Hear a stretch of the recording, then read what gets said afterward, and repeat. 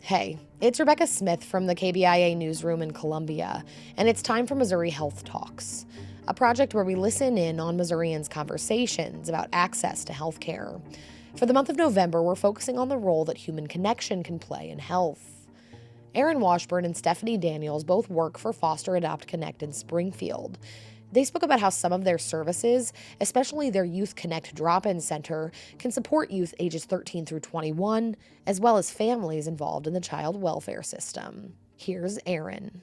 It's like a living room, a major living room. We have game systems, we have colorful walls, we have art displays, we have a puzzle going all the time, we have a kitchen, we have snacks. We really built the center with the youth in mind. So the youth mentioned not having anywhere to charge their phones, so we made sure there was plenty of charging stations.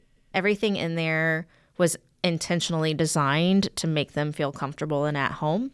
We began our work with them with letting them just hang out. Offering them a snack, letting them come in, sit in a giant beanbag chair, play a video game, work on the puzzle with staff.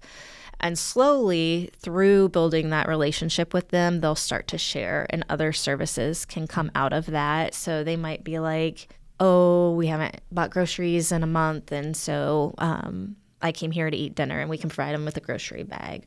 My mom didn't have the money to take me back to school shopping, and we can have them go through our clothing closet or refer them over to Sammy's window for some clothing items.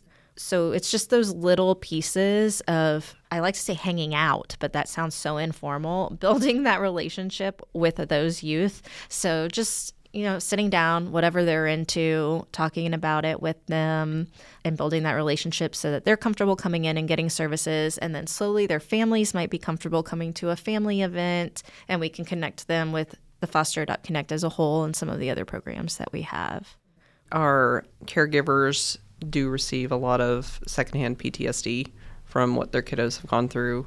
And so one of the things that we can provide with that support is just letting them know that you're not the only ones. The system is rough. You don't always understand what's happening in the moment, but there are other people who are willing to walk alongside you and offer any support they can during these hard times. Youth experiencing foster care or housing instability or homelessness, they're just kids. They want somebody to recognize their birthday. They want somebody to acknowledge their new haircut. They want somebody who's going to stick with them long enough to know that they really hate Captain Crunch, but they really like Cocoa Puffs.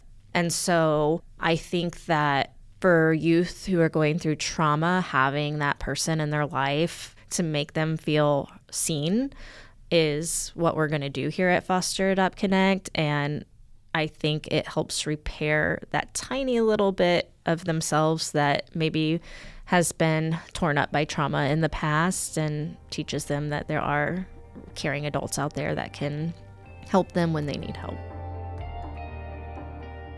That was Stephanie Daniels and Erin Washburn with FosterAdopt Connect in Springfield, speaking about how their Youth Connect drop-in center can help youth and families. That's it for this week's Missouri Health Talks. Tune in next week for more conversations from throughout the state about health and access. I'm Rebecca Smith. Thanks for listening.